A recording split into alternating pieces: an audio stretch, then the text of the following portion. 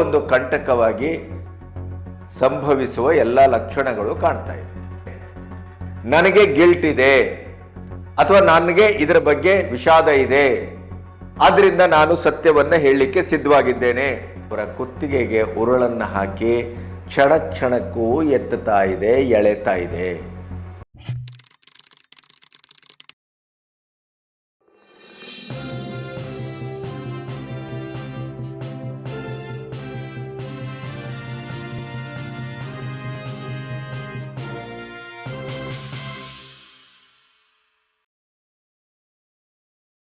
ನಮಸ್ತೆ, ಬಿ ಗಣಪತಿ ಚಾನಲ್ಗೆ ಸ್ವಾಗತ. ಏನೋ ಒಂದು ರೀತಿಯಲ್ಲಿ ಹವಾಮಾನವನ್ನು, ಪರಿಸ್ಥಿತಿಯನ್ನು, ಬದಲಾವಣೆಗಳನ್ನು ಗಮನಿಸಿದರೆ ದರ್ಶನ್ಗೆ ಸಂಕಷ್ಟಗಳೇ ಜಾಸ್ತಿ, ದರ್ಶನ್ಗೆ ಶಿಕ್ಷೆ ವಿಧಿಸುವಿಕೆಯೇ ಗೋಚರಿಸ್ತಾ ಇರುವ ಹಾಗೆ ಕಾಣುತ್ತೆ. ಕೇಸಿನ ವಿವಿಧ ಮಜಲುಗಳಲ್ಲಿ ದರ್ಶನ್ಗೆ ಒದಗುವ ಸಂಕಷ್ಟಗಳು, ಕಷ್ಟಗಳು, ತಿರುವುಗಳು, ಮುರುವುಗಳು ಇವುಗಳನ್ನೆಲ್ಲ ಗಮನಿಸಿದರೆ ಲಾಭಕ್ಕಿಂತ ಹೆಚ್ಚು ನಷ್ಟವೇ ಕಾಣಿಸ್ತಾ ಇದೆ. ಸುಪ್ರೀಂ ಕೋರ್ಟ್ ಅತ್ಯಂತ ಕ್ರುದ್ಧವಾಗಿ ಹೈಕೋರ್ಟಿನ ಜಾಮೀನಿನ ತೀರ್ಪನ್ನು ಕಟುವಾದ ಶಬ್ದಗಳಲ್ಲಿ ವಿರೋಧಿಸಿತ್ತು. 17 ಜನ ಆರೋಪಿಗಳಲ್ಲಿ 7 ಜನರಿಗೆ ಜಾಮೀನನ್ನು ನಿರಾಕರಿಸಿತ್ತು. ದರ್ಶನ್ ಮತ್ತು ಪವಿತ್ರ ಗೌಡ ಸೇರಿ 7 ಜನ ಜೈಲಿನಲ್ಲಿ ಈಗಲೂ ಕೊಳೆತಾನೇ ಇದ್ದಾರೆ. ಅದರ ಮಧ್ಯೆ ಇವತ್ತು ಜೈಲಿಗೆ ಜಾಮೀನಾಗತ್ತೆ, ನಾಳೆಗೆ ಜಾಮೀನಾಗತ್ತೆ, ದರ್ಶನ್ಗೆ ಅನುಕೂಲಕರವಾಗಿ ಹೊಸ ಹೊಸ ಲಾಯರ್ಗಳು ಪ್ರವೇಶ ಆಗ್ತಾ ಇದ್ದಾರೆ. ಈ ರೀತಿಯ ಎಲ್ಲ ಮಾತುಕತೆಗಳು ಅಲ್ಲಲ್ಲಿ ಅಧಿಕೃತ ಮತ್ತು ಅನಧಿಕೃತ ನೆಲೆಯಲ್ಲಿ ಕೇಳಿ ಬರ್ತಾ ಇದೆ. ಇತ್ತೀಚೆಗೆ ನೀವು ಗಮನಿಸಿದ್ರಿ, ಸಾಕ್ಷಿ ನಾಶಕ್ಕೆ ಹೋಗಿ ಈ ಅಭಿಮಾನದ ಹೆಸರಿನ ದುರಭಿಮಾನಿಗಳು ದರ್ಶನ್ನ ಕುತ್ತಿಗೆಗೇನೆ ತಂದು ಇಟ್ಟದ್ದನ್ನು ಕೂಡ ನೀವು ಗಮನಿಸಿದ್ದೀರಿ. ನಾವು ಅದರ ಬಗ್ಗೆ ವಿಡಿಯೋವನ್ನು ಮಾಡಿದ್ದೇವೆ. ಈಗ ದರ್ಶನ್ ಕೇಸಿಗೆ ಬಹಳ ದೊಡ್ಡ ಟ್ವಿಸ್ಟು, ಬಹಳ ದೊಡ್ಡ ತಿರುವು. ಒಂದು ಹಂತದಲ್ಲಿ ಈ ಮಾಫಿ ಸಾಕ್ಷಿ ಏನಾದರೂ ಕೋರ್ಟ್ ಒಪ್ಪಿಕೊಂಡರೆ, ಕೋರ್ಟ್ ಈಗಾಗಲೇ ಪ್ರಾಸಿಕ್ಯೂಷನ್ ಕೇಳಿದೆ, ಮಾಫಿ ಸಾಕ್ಷಿಯಾಗಿ ಇವರನ್ನು ಪರಿಗಣಿಸಬಹುದೇ? ನಿಮ್ಮ ಅಭಿಪ್ರಾಯ ಏನು? ಇವತ್ತು ಕೋರ್ಟ್ನಲ್ಲಿ ಅದರ ವಿಚಾರಣೆ ನಡೆಯಲಿಕ್ಕಿದೆ. ಒಮ್ಮೆ ಅದು ಎಕ್ಸೆಪ್ಟ್ ಆದರೆ ಖಂಡಿತವಾಗಿ ದರ್ಶನ್ ಅವರ ಇಡೀದಾದ ಕೇಸಿಗೆ ಒಂದು ಬಲವಾದ ತಿರುವು, ಸಾಕ್ಷ್ಯ ಮತ್ತು ಪೂರ್ಣ ಸತ್ಯವನ್ನು ನಾನು ಕಕ್ಕಲಿಕ್ಕಿದ್ದೇನೆ, ಹೇಳಲಿಕ್ಕಿದ್ದೇನೆ ಅನ್ನುವಂಥ A14 ಆರೋಪಿ ಪ್ರದೋಷ್ ಏನು ಸಲ್ಲಿಸಿದ್ದಾನೆ, ಮಾಫಿ ಸಾಕ್ಷಿಯಾಗಿ ನನ್ನನ್ನು ಪರಿಗಣಿಸಿ. ಅದೀಗ ದರ್ಶನ್ ಅವರಿಗೆ ದೊಡ್ಡ ಒಂದು ಕಂಟಕವಾಗಿ ಸಂಭವಿಸುವ ಎಲ್ಲ ಲಕ್ಷಣಗಳು ಕಾಣ್ತಾ ಇದೆ. ದರ್ಶನ್ ಪ್ರಕರಣವನ್ನು ನೀವು ಮೊದಲಿಂದ ಇಲ್ಲಿಯವರೆಗೆ ಗಮನಿಸ್ತಾ ಬಂದರೆ, ಸ್ವಯಂಕೃತ ಅಪರಾಧದ ಮೂಲಕ ಸುಪ್ರೀಂ ಕೋರ್ಟಿನ ಕೆಂಗಣ್ಣಿಗೆ ಗುರಿಯಾದರೂ ದರ್ಶನ್ ಜೈಲಿನ ಇತಿಮಿತಿಗಳನ್ನು ಅರ್ಥ ಮಾಡಿಕೊಳ್ಳದೇನೆ ಅಲ್ಲಿಯೂ ತನ್ನ ಬಾಸ್ಗಿರಿಯನ್ನು ತೋರಿಸಲಿಕ್ಕೆ ಹೋದ್ರೋ ಏನೋ ಗೊತ್ತಿಲ್ಲ, ಅಥವಾ ಅಚಾನಕ್ ಆದ ಘಟನೆಯೋ ಗೊತ್ತಿಲ್ಲ. ರೌಡಿಯೊಟ್ಟಿಗೆ ಆರಾಮಾಗಿ ರೆಸಾರ್ಟ್ನಲ್ಲಿ ಕಾಫಿ ಕುಡಿಯುವಂಗೆ ಕೂತಂಥ ಒಂದು ಫೋಟೋ, ವಿಡಿಯೋ ಅವರನ್ನು ಸುಪ್ರೀಂ ಕೋರ್ಟಿನವರೆಗೆ ಕೊಂಡೊಯ್ಯುವ ಹಾಗೆ ಮಾಡಿತು. ಸುಪ್ರೀಂ ಕೋರ್ಟು ಅತ್ಯಂತ ಕೆಂಡಾಮಂಡಲವಾಗಿ ಒಬ್ಬ ಸಹಜವಾದ ಕೈದಿಗೆ ಏನನ್ನು ಕೊಡ್ತಿರೋ ಅಷ್ಟನ್ನೇ ಕೊಡಿ. ಅವನು ದೊಡ್ಡ ಸಿನಿಮಾ ನಟ ಆದರೆ ಅದು ಆವಾಗಾಯ್ತು, ಈಗ ಅವನ ಆರೋಪಿ, ಆದ್ದರಿಂದ ಎಲ್ಲಿಡಬೇಕೋ ಅಲ್ಲಿಡಿ, ಅದಲ್ಲದೆ ಇದ್ರೆ ನಾವೇ ಎಂಟ್ರಿ ಆಗ್ತೇವೆ ಅನ್ನುವ ಹಂತಕ್ಕೆ ಅದು ಬಂದು ನಿಂತಿತು. ಆಮೇಲೆ ಅವರ ಅಭಿಮಾನಿಗಳು ಅನ್ನುವಂಥ ಈ ದುರಾಭಿಮಾನಿಗಳು ಏನೇನೆಲ್ಲ ಮಾಡಿದರು ಅನ್ನೋದನ್ನು ಆಗಾಗ ದಾಖಲಿಸ್ತಾ ಇದ್ದೇವೆ. ಈಗ ಸ್ವತಃ ಒಂದೇ ಕೊಠಡಿಯಲ್ಲಿದ್ದವರು, ಮೊನ್ನೆ ಯೋಗ ದಿನದಲ್ಲಿ ಒಟ್ಟಿಗೆ ಯೋಗವನ್ನು ಮಾಡಿದವರು, ಪುರುಷ ಆರೋಪಿಗಳೆಲ್ಲರೂ ದರ್ಶನ್ ಒಟ್ಟಿಗಿದ್ದಾರೆ. ದರ್ಶನನ್ನ ಒಂದಿಷ್ಟು ಕಾಲ ಪ್ರತ್ಯೇಕವಾಗಿ ಇಟ್ಲಾಗಿತ್ತು, 6 ಜನ ಪ್ರತ್ಯೇಕವಾಗಿದ್ದರು. ಈಗ ಈ 14ನೇ ಆರೋಪಿ ಪ್ರದೋಷ್ ನಿನ್ನೆ ಮಾಫಿ ಸಾಕ್ಷಿಯಾಗಿ ನನ್ನನ್ನು ಪರಿಗಣಿಸಿ ಅಂತ ಅರ್ಜಿಯನ್ನು ಸಲ್ಲಿಸಿದ್ದಾರೆ. ಅರ್ಜಿಯ ವಿಚಾರಣೆ ಇವತ್ತಿದೆ. ಅದೇನಾದರೂ ಎಕ್ಸೆಪ್ಟ್ ಆಗಬೇಕು ಅಂತಲೇನೇನಿಲ್ಲ. ಯಾಕೆಂತಂದರೆ ರೇಣುಕಾ ಸ್ವಾಮಿಯ ಕೊಲೆ ಪ್ರಕರಣದಲ್ಲಿ ಆದ್ಯಂತವಾಗಿ ಇದ್ದಂಥ ವ್ಯಕ್ತಿ ಮತ್ತು ದರ್ಶನ್ ಹೋಗಿ ಬೂಟುಗಾಲನಲ್ಲಿ ಒದ್ದು ಇತ್ಯಾದಿ ಏನು ಪವಿತ್ರ ಗೌಡಳ ಎದುರು ತನ್ನ ಪುರುಷತ್ವದ ಸಾಬೀತಿಗೋ ತನ್ನ ಸ್ಟಾರ್ಗಿರಿಯ ಸಾಬೀತಿಗೋ ಅಥವಾ ತನ್ನ ಗೆಳೆತನದ ಆತ್ಯಂತಿಕ ರುಜುವಾತಿಗೋ ಆ ನಿರ್ಬಲ ಅಬಲ ಆಗಾಗಲೇ ಸಾವಿಗೆ ಮುಖ ಮಾಡಿ ನಿಂತಿದ್ದಂಥ ರೇಣುಕಾ ಸ್ವಾಮಿಗೆ ಏನು ಆಘಾತ ಪ್ರತ್ಯಾಘಾತ ಮಾಡಿದ್ರು, ಆ ನಂತರ ರೇಣುಕಾ ಸ್ವಾಮಿ ಸತ್ತ ಸುದ್ದಿಯನ್ನು ಕೂಡ ದರ್ಶನ್ ಅವರಿಗೆ ಹೇಳಿದ್ದು ಇದೇ ಪ್ರದೋಷ್. ಹಾಗಾಗಿ ಪ್ರದೋಷ್ ಇವತ್ತು ಮಾಫಿ ಸಾಕ್ಷಿಯಾಗಿ ನನ್ನನ್ನು ಪರಿಗಣಿಸಿ ಅಂತ ತನ್ನ ಲಾಯರ್ ಮೂಲಕ ಏನು ಕೋರ್ಟಿಗೆ ಅರ್ಜಿಯನ್ನು ಸಲ್ಲಿಸಿದ್ದಾನೆ, ಅದು ದರ್ಶನ್ ಅವರ ಜೈಲಿನ ಹೊರಗೆ ಮತ್ತು ಒಳಗೆ ಈ ಕೇಸಿಂದ ದರ್ಶನ್ ಬಚಾವಾಗ್ತಾರೋ ಅಥವಾ ನಿರಂತರವಾಗಿ ಶಿಕ್ಷೆಗೆ ಗುರಿಯಾಗ್ತಾರೋ ಅನ್ನುವ ಒಂದು ಸಂಕ್ರಮಣ ಸ್ಥಿತಿಯನ್ನು ತಂದು ನಿಲ್ಲಿಸಿದೆ. ಇದು ಬಾರ್ಡರ್ ಡೇಂಜರ್ ಅಂತ ಕರೆಯಬಹುದೇನೋ. ಈ ಎಲ್ಲ ವಿವರಗಳನ್ನು ನಿಮ್ಮೊಟ್ಟಿಗೆ ಹಂಚ್ಕೋಬೇಕು. ಇಲ್ಲಿಯವರೆಗೆ ನನ್ನ ಚಾನಲನ್ನು ಸಬ್ಸ್ಕ್ರೈಬ್ ಮಾಡದೇ ಇದ್ದರೆ ಸಬ್ಸ್ಕ್ರೈಬ್ ಮಾಡಿ. ಅದರ ಜೊತೆಗೆ ಸ್ವತಂತ್ರ ಪತ್ರಿಕೋದ್ಯಮಕ್ಕೆ ಆರ್ಥಿಕವಾಗಿ ಬೆಂಗಾವಲಾಗಿ. ಹಾಗೆಯೇ ದರ್ಶನ್ಗೆ ಒದಗಿದ ಈ ಹೊಸ ಸಂಕಷ್ಟ ಮತ್ತು ದರ್ಶನ್ ಇಡೀ ಪ್ರಕರಣದ ಬಗ್ಗೆ ನಿಮಗೇನು ಅನ್ನಿಸ್ತದೆ ಅನ್ನೋದನ್ನು ನೇರವಾಗಿ ಕಮೆಂಟ್ ಮಾಡಿ. ಮೊದಲನೇದಾಗಿ A14 ಪ್ರದೋಷ್ ಅವರ ಪರ ವಕೀಲರು 59ನೇ CCH ಕೋರ್ಟಿಗೆ ಮಾಫಿ ಸಾಕ್ಷಿಯಾಗಿ ಪ್ರದೋಷನನ್ನು ಗಮನಿಸಬೇಕು ಅಂಥೇಳಿ ಅರ್ಜಿಯನ್ನು ಸಲ್ಲಿಸಿದ್ದಾರೆ.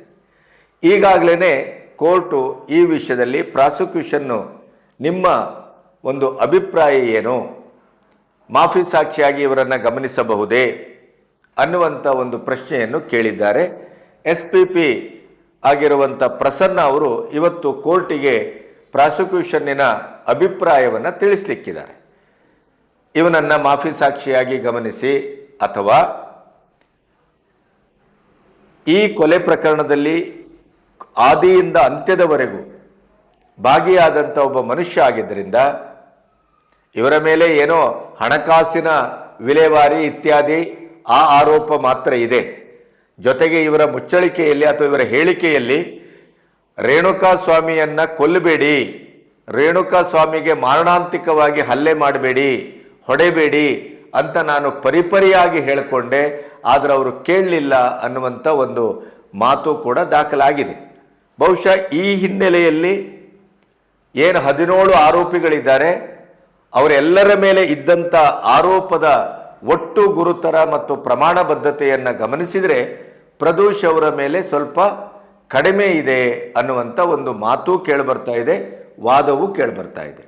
ಆ ಹಿನ್ನೆಲೆಯಲ್ಲಿ ಈಗ ಸ್ವತಃ ತಾನೇ ಅಲ್ಲಿ ನಡೆದಂಥ ಕಣ್ಣು ಸಾಕ್ಷಿಯಾಗಿ ಪವಿತ್ರ ಗೌಡರ ಪಾತ್ರ ಎಷ್ಟಿತ್ತು, ದರ್ಶನ್ ಬಂದು ಏನು ಮಾಡಿದರು, ಅಥವಾ ಈ ರೇಣುಕಾ ಸ್ವಾಮಿಯ ಕೊನೆಯ ಹಂತದಲ್ಲಿ ದರ್ಶನ್ ಅವರ ಮರ್ಮಾಘಾತ ಪ್ರಹಾರ ಇತ್ಯಾದಿ ನಿರ್ಣಾಯಕವಾಗಿ ಸಂದಿತೆ ಏನು, ನಿಜವಾಗಿಯೂ ನಡೆದ ಘಟನೆಯ ಚಿತ್ರಣ ಏನು, ಇದೆಲ್ಲವನ್ನ ಅವರೀಗ ಮಾಫಿ ಸಾಕ್ಷಿಯಾಗಿ ನಾನು ಸತ್ಯವನ್ನು ಹೇಳುತ್ತೇನೆ, ಇಡೀ ಪ್ರಕರಣದ ಏನು ನಡೆಯಿತು ಏನು ಕತೆ ಎಲ್ಲವನ್ನು ಕುಲ್ಲ ನಾನು ಹೇಳ್ತೇನೆ, ನನ್ನನ್ನು ನೀವು ಮಾಫಿ ಮಾಡಬೇಕು, ಕ್ಷಮೆ ಮಾಡಬೇಕು ಅಂತ ಅವನ ಅರ್ಜಿ ಸಲ್ಲಿಸಿದ್ದಾನೆ.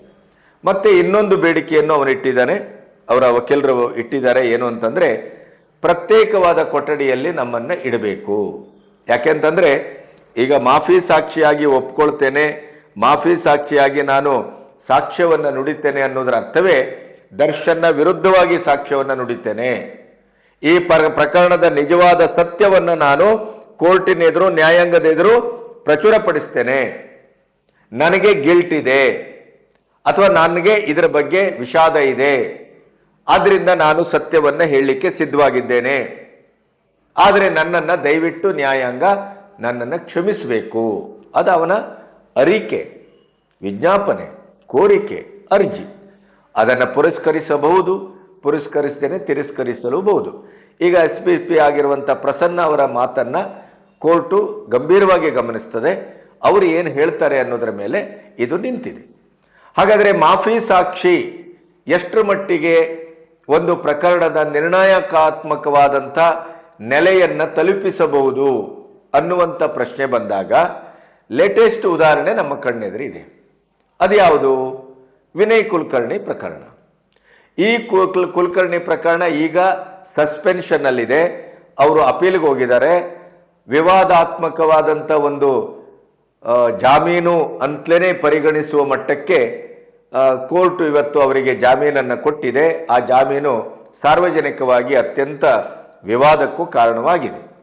ಆದರೆ ಒಂದು ಲಾ ಆ್ಯಂಡ್ ಆರ್ಡರ್ ಪ್ರಕಾರ ಅಥವಾ ನ್ಯಾಯಾಂಗದ ಒಟ್ಟು ಪ್ರಕ್ರಿಯೆ ಪರಿಕ್ರಮದ ಪ್ರಕಾರ ಅಪೀಲಿಗೆ ಹೋದಾಗ ಸಾಕ್ಷ್ಯನಾಶ ಇತ್ಯಾದಿ ಯಾವುದು ಬರೋದೇ ಇಲ್ಲ. ಆದ್ದರಿಂದ ಸಹಜವಾಗಿ ಜಾಮೀನನ್ನು ಕೊಡುವ ಸಾಧ್ಯತೆ ಇದೆ. ಅಪೀಲಲ್ಲಿ ಮತ್ತೆ ಅವರಿಗೆ ವಹಿಸಿದ ಏನು ಶಿಕ್ಷೆ ಇದೆ, ಜೀವಾವಧಿ ಶಿಕ್ಷೆ, ಅದು ಪ್ರೂವ್ ಆದರೆ ಅವರನ್ನು ಮತ್ತೆ ಒಳಗೆ ಹಾಕ್ತಾರೆ. ಅದರಲ್ಲಿ ಏನೂ ಹೊಸತೇನೂ ಇಲ್ಲ. ಅಥವಾ ನ್ಯಾಯಾಂಗದಲ್ಲಿ ಏನೋ ರಾಜಕೀಯ ನಡೆದಿದೆ, ಇನ್ನೊಂದು ನಡೆದಿದೆ, ರಾಜಕಾರಣಿ ಅನ್ನುವ ಕಾರಣಕ್ಕಾಗಿ ಅವರಿಗೆ ಜಾಮೀನು ಕೊಟ್ಟಿದ್ದಾರೆ, ಅವೆಲ್ಲವೂ ಹುರುಳಿಲ್ಲದ ಸತ್ಯ ಅನ್ನೋದನ್ನು ಹೈಕೋರ್ಟ್ನ ಸೀನಿಯರ್ ವಕೀಲರೊಬ್ಬರು ನನ್ನ ಹತ್ರ ಹೇಳ್ತಾ ಇದ್ರು. ಅದರಲ್ಲಿ ಬಸವರಾಜ ಮುತ್ತಗಿ ಅನ್ನುವಂಥ ಒಬ್ಬ ಆರೋಪಿ ಮಾಫಿ ಸಾಕ್ಷಿಯಾಗಿ ತನ್ನನ್ನು ಗಮನಿಸಿ ಪರಿಗಣಿಸಬೇಕು ಅಂತ ಹೇಳಿದಾಗ ಕೋರ್ಟು ಮತ್ತು ಪ್ರಾಸಿಕ್ಯೂಷನ್ ಒಪ್ಪಿಕೊಂಡದರ ಪರಿಣಾಮ ಅವನ ಮಾತು, ಅವನ ಸಾಕ್ಷಿ, ಅವನ ನುಡಿ ಅದೇ ಕುಲಕರ್ಣಿಗೆ ಜೀವಾವಧಿ ಶಿಕ್ಷೆಯ ಉರುಳನ್ನು ತಂದಿತು ಅನ್ನೋದು ಬಹಳ ದೊಡ್ಡ ಒಂದು ಇತ್ತೀಚಿನ ವಿವರಣೆ. ಹಿರಿಯ ವಕೀಲರೊಬ್ಬರು ಹೇಳಿದರ ಪ್ರಕಾರ ಈ ಮಾಫಿ ಸಾಕ್ಷಿಯನ್ನಾಗಿ ಏನಾದರೂ ಕೋರ್ಟ್ ಎಕ್ಸೆಪ್ಟ್ ಮಾಡಿತ್ತು ಅಂತಾದರೆ, ಪ್ರಾಸಿಕ್ಯೂಷನ್ ಒಪ್ಪಿಕೊಳ್ತು ಅಂತಾದರೆ ದರ್ಶನ್ಗೆ ಕಂಟಕ ಕಟ್ಟಿಟ್ಟ ಬುತ್ತಿ. ದರ್ಶನ್ಗೆ ಶಿಕ್ಷೆಯಾಗುವುದು ಬಹುತೇಕ ಖಚಿತವಾಗಬಹುದು. ಯಾಕೆಂತಂದರೆ ಇಡೀ ಪ್ರಕರಣದ ಬಗ್ಗೆ ಒಂದು ಮೂಲಭೂತವಾದಂಥ ಸತ್ಯದ ಧಾತು ಇಲ್ಲಿಯವರೆಗೂ ಸಿಕ್ಕಿಲ್ಲ. ಅದು A14 14ನೇ ಆರೋಪಿ ಪ್ರದೂಷನಿಂದ ಸಿಗುವ ಎಲ್ಲ ಸಾಧ್ಯತೆ ಇದೆ.